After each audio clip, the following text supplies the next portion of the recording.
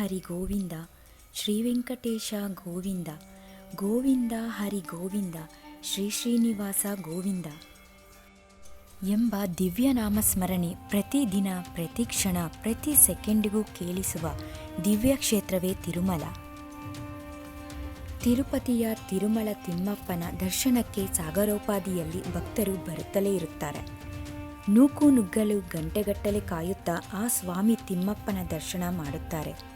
ದೀಪಗಳ ಬೆಳಕಲ್ಲಿ, ಹೂಗಳ ಅಲಂಕಾರದಲ್ಲಿ ದೂರದಿಂದ ಕಾಣುವ ಬಾಲಾಜಿಯನ್ನು ಒಮ್ಮೆ ದರ್ಶಿಸಿದರೆ ಎಲ್ಲ ಕಷ್ಟಗಳು ದೂರವಾಗುತ್ತದೆ.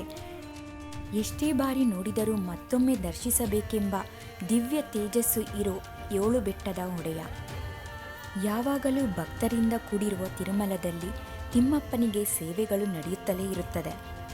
ಶ್ರೀ ವೆಂಕಟೇಶ್ವರನಿಗೆ ನಡೆಯುವ ಪ್ರತಿ ಸೇವೆಗಳು ಅತ್ಯದ್ಭುತ. ಇದನ್ನು ಕಣ್ತುಂಬಿಕೊಳ್ಳಲು ಪುಣ್ಯ ಮಾಡಿರಬೇಕು. ಗುರು ಪೌರ್ಣಮಿ ಹಿನ್ನೆಲೆ ತಿರುಮಲದಲ್ಲಿ ಸ್ವಾಮಿ ತಿಮ್ಮಪ್ಪನಿಗೆ ಗರುಡ ಸೇವೆ ಸಲ್ಲಿಸಲಾಗಿದೆ. ಇದರಲ್ಲಿ ಲಕ್ಷಾಂತರ ಮಂದಿ ಭಕ್ತರು ಭಾಗಿಯಾಗಿ ಸನ್ನಿಧಿ ಆವರಣದಲ್ಲಿ ಗರುಡ ವಾಹನದಲ್ಲಿ ವಿಜೃಂಭಣೆಯಿಂದ ನಡೆದ ಬಾಲಾಜಿ ಉತ್ಸವವನ್ನು ನೋಡಿದ್ದಾರೆ.